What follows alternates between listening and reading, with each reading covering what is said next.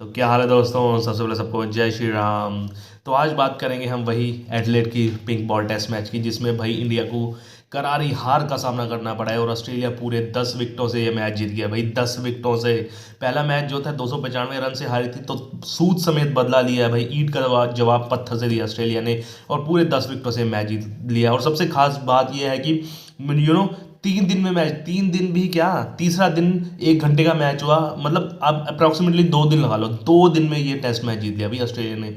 तो भाई ऐसा क्या हुआ, चलो पहले मैं ब्रीफ बात करता हूँ आज के दिन क्या हुआ। तो भाई 28 रन पीछे थी, 28-29 रन पीछे थी इंडिया।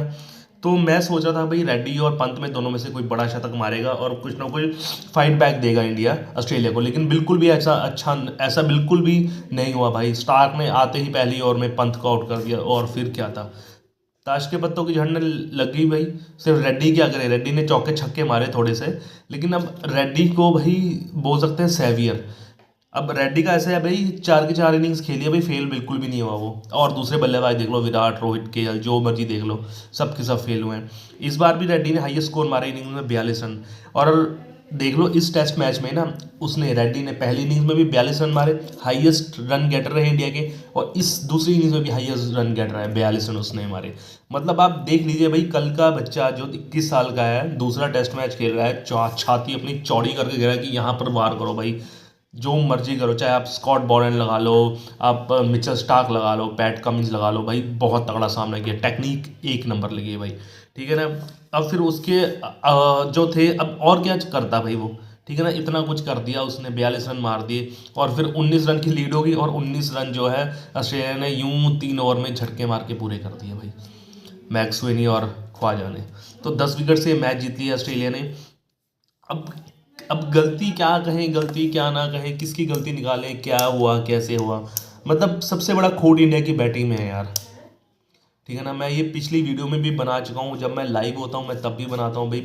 खोट इंडिया की बैटिंग में है, पता नहीं बैटिंग क्यों नहीं सुधर रही इंडिया की। मुझे लग रहा है 5-6 साल हो गए यार, हाँ 5-6 साल हो गए। ठीक है ना। बैटिंग, वैसा दौर आ ही नहीं रहा बैटिंग का भाई, जैसे विराट कोहली खेलता था शुरुआत में, या फिर इवन राहुल द्रविड़, वीवीएस लक्ष्मण, वैसा दौर आ ही नहीं रहा। आप देख लीजिए, जब भी एक्सपोज इंडिया हारती है, सिर्फ बैटिंग के अपने लिहाज से हारती है। आप 3-0 की हार देख लीजिए न्यूजीलैंड में, वहाँ पर भी आप बैटिंग की वजह से ही हारे। आपने बॉलिंग पैराडाइज पिच तो बना ली, लेकिन उस पिच को खेलने के लिए कूदा नहीं था बैट्समैन के लिए। और यहाँ भी आप देख सकते हैं बैट्समैन का हाल देख लीजिए।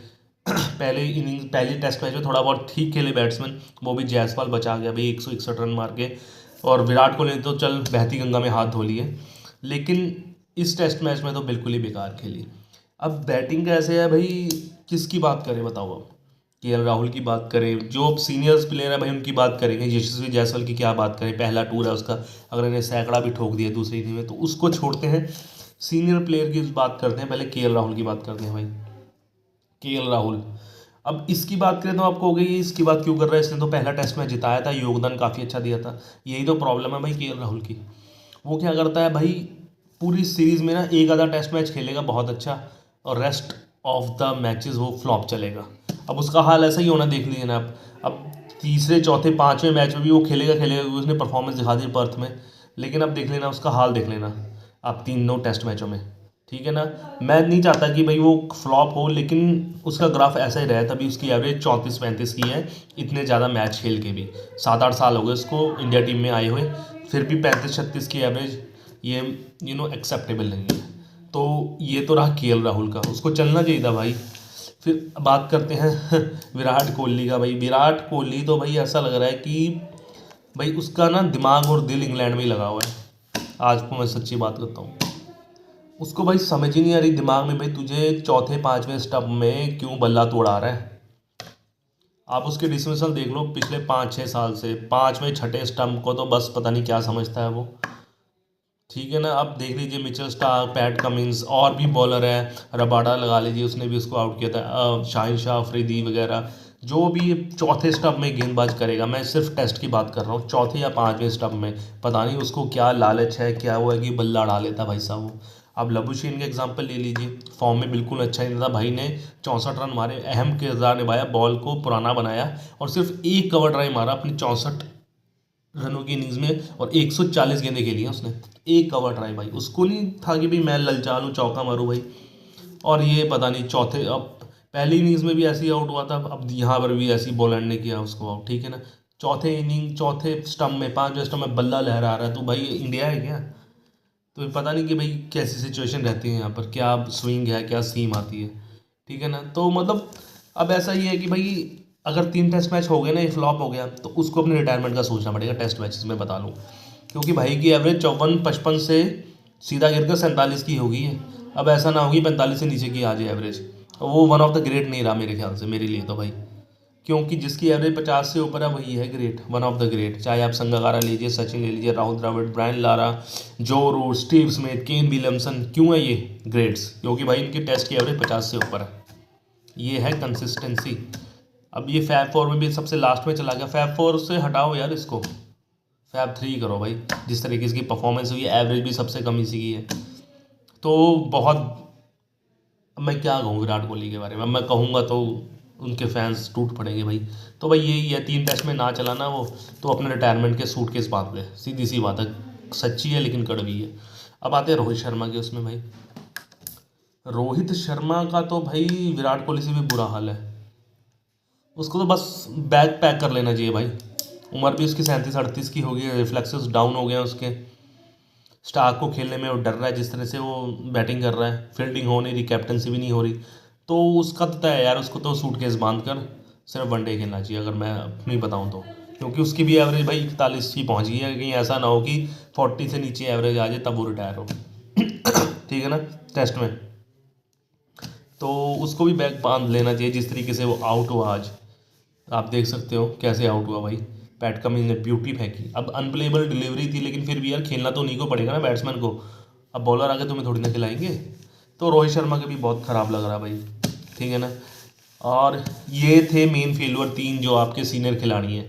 अब जायसवाल को थोड़ी ना कुछ कहेंगे हम, पंत को थोड़ी ना कुछ कहेंगे। पंत ने भी तो अच्छा खेला भाई, ठीक ठाक खेला। पहली इनिंग्स में 21 रन मारे, दूसरी में 28, ये तो डबल डिजिट में भी नहीं पहुंच पाए। तो ये 3 मेन जो है ना, ये जो एक्सपीरियंस प्लेयर है, इन्होंने हमारी नैया डुबाई है। अगर हम बॉलिंग की बात करें तो बॉलिंग अच्छी रही है, ठीक ठाक रही बॉलिंग में। 337 रन पर ऑल आउट करना ऑस्ट्रेलिया को बहुत बड़ी बात है भाई एडिलेड में, ठीक है ना। हाँ, बुमराह तो टॉप क्लास है, बुमराह तो उसके बारे में कुछ कह ही नहीं सकते। इस मैच में भी 4 विकेट ली, लेकिन बुमराह का साथ किसको देना पड़ेगा भाई? रोहित शर्मा ने अपनी प्रेस कॉन्फ्रेंस में भी बोला है कि भाई बुमराह को साथ देना पड़ेगा, कि वो मशीन नहीं है, वो हम दूसरे एंड से थोड़ी ना करवाने लग जाएंगे उससे बॉलिंग, दोनों एंड से थोड़ी ना करेगा बुमराह बॉलिंग। तो वो अपनी रिस्पॉन्सिबिलिटी समझनी पड़ेगी। सिराज ने अच्छी बॉलिंग की, 4 विकेटें ली, लेकिन वो पीसीज और पार्सल में की बॉलिंग अच्छी। और हर्षित राणा को बेनिफिट ऑफ डाउट दे सकते हैं यार, दूसरा ही टेस्ट मैच है उसका, ठीक है ना। तो और वो भी हत्थे, ट्रेविस हेड के हत्थे लग गया, तो उसका बिल्कुल ही कॉन्फिडेंस चकनाचूर कर दिया उसने, ठीक है ना। तो बॉलिंग तो ठीक है यार, बॉलिंग हमेशा ठीक रहती है भाई। हम बॉलिंग को कोसते हैं, इसको आउट करना चाहिए था, ऐसे आउट करना चाहिए, लेकिन सबसे कमज़ोर कड़ी हमारी बैटिंग ही है। यहाँ पर भी देख लीजिए बैटिंग ही रही, ठीक है ना। पहले टेस्ट मैच में दूसरी इनिंग्स में थोड़ा बहुत जायसवाल ने बचा लिया, वरना वहाँ भी बैटिंग ही ख़राब थी हमारी, ठीक है ना। अब न्यूजीलैंड सीरीज़ में देख लीजिए 3-0 से हारे, वहाँ भी बैटिंग ख़राब थी।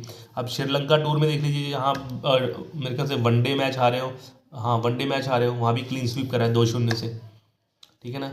और अब पिछले भी बांग्लादेश में तो वो सेंचुरी मार गया था वो अश्विन, वहाँ बचा लिया था, वहाँ पर भी आप पता सा हो जाता आपका बैटिंग की वजह से। तो भाई बैटिंग बहुत ख़राब है, कुछ हार्श डिसीजन लेने पड़ेंगे। और भाई सिर्फ हम बैट्समैन पर क्यों करें बोझ डालें? आपके जो मैनेजमेंट है, जो आपके वो है कोच है, वो क्या कर रहे हैं? गौतम गंभीर क्या कर रहे हैं भाई? असिस्टेंट कोच, बैटिंग कोच वो अभिषेक नायर, वो क्या कर रहा है भाई? अब जब तूने, गंभीर ने अपने मतलब कि कोचिंग अपने स्टाफ इकट्ठा कर लिया, तो रिस्पॉन्सिबिलिटी भी लेना बनता भाई, ठीक है ना। करा क्या, जब से आया एक ही टेस्ट मैच जीता उसने पर्थ वाला, 3 टेस्ट मैच हारे हैं, ठीक है ना। वहाँ से बांग्लादेश से भी हार हार के जीता है कुछ, ठीक है ना। आप श्रीलंका से 2-0 से हारे हो, यहाँ पर भी ये वाला टेस्ट मैच हारे हो। अब आगे देखो पता नहीं क्या होता है। मतलब अगर मैं नंबर देना चाहूँ 10 में से 2 नंबर दूंगा मैं इनकी उसको, कोचिंग को, गौतम गंभीर की। भाई बाहर कहना आसान होता है, अंदर जब इम्प्लीमेंट करना होता है ना, सिस्टम के अंदर आना पड़ता है तब, ठीक है ना, बीकेल हो जाता है, एल लग जाते हैं सबके। तो बातें कम और परफॉर्मेंस में ज़्यादा ध्यान देना चाहिए। गवास्कर ने भी कहा है भाई अपने होटल के कमरे में ना बैठो तुम, ठीक है ना, प्रैक्टिस करो। होटल के कमरों में बैठ जाते हो तुम, ऑप्शनल प्रैक्टिस में आते नहीं। चलो यार, अब क्या कह सकते हैं, भाई सुपरस्टार है ये। तो भाई बहुत डिसअपॉइंटमेंट मिली है आज क्रिकेट में। चाहे अब लड़कियों को देख लीजिए, उसका तो खैर क्या ही बोलना भाई, लड़कियां तो अब मैं उनके बारे में ज़्यादा नहीं बोलना चाहता। जो वुमेंस का हुआ है उसमें बहुत करारी हार मिली है। तो भाई ये है कि सबक लेंगे थोड़ा बहुत, अगर कर लेंगे ठीक है, नहीं तो वर्ल्ड टेस्ट चैंपियनशिप तो हमारे हाथ से गई, क्योंकि वहाँ पर हम तीसरे नंबर पर आ गए। तब तक के लिए जय श्री राम। Okay, bye.